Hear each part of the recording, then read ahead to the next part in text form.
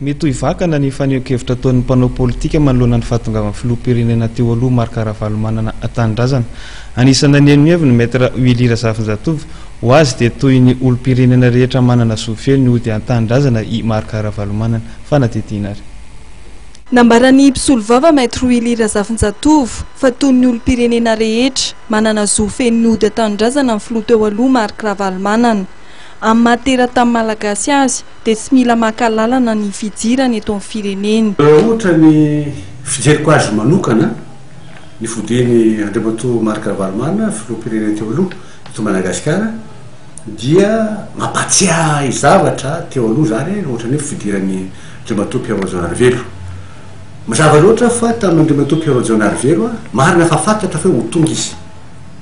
Fa zany fahatongavana zany nefa ny heveriko fa tsy ilaina hoe taratasy manokana ny passeport na visa idirana eto Madagasikara. Zany hoe voaray izy tsy nisy gidragidra nahatongavany Pierrot Zanarivelo satria izy araky ny fantatra zany dia efa nifanarahany io zavatra io. Kanefa kosa zava-misy na tiana na tsy tiana amin'ny firenena anankiray tsy voatery fanarahana mihitsy ny fodiana na fivoahany ray tanandrazana ohatra hoe malagasy mivoaka sy miditra Madagasikara tsy ankatahana fahefana amin'ny exercice zany raha tsy hoe kosa nga hoe misy hoe interdiction de rentrer sur le territoire. Zay ndray nefany ataonao ao nefa nametraka hoe interdiction de rentrer sur le territoire malagasy mody amin'ny tanindrazana ny sortie ngambany metimety koa fa ny rentrée tsy azo atao zay zavatra zay. Ka raha tonga Andriamatoa Marc Ravalomanana androany tsy fampiteny tamin'iza dia veriko fa normal zany satria isaky ny ody zao venao dia amplaza amin'ny any hoe ody aho fa dia ao tandreninareo fa ody aho.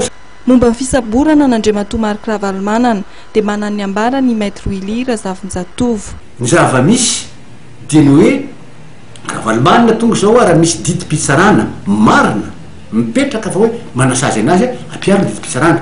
Fa zavatra magary anie zao hoe nilaza ny président république fa hoe tsy nisamborina izy fa noho ny sécurité ny tazomana anazy dia milaza zay mpianatra lalàna hoe tsy mety zany satria matoa samborina izy dia misy didim-pitsarana zany fa tsy misy olasa misamborina fotsiny amin'izao raha tsy didim-pitsarana.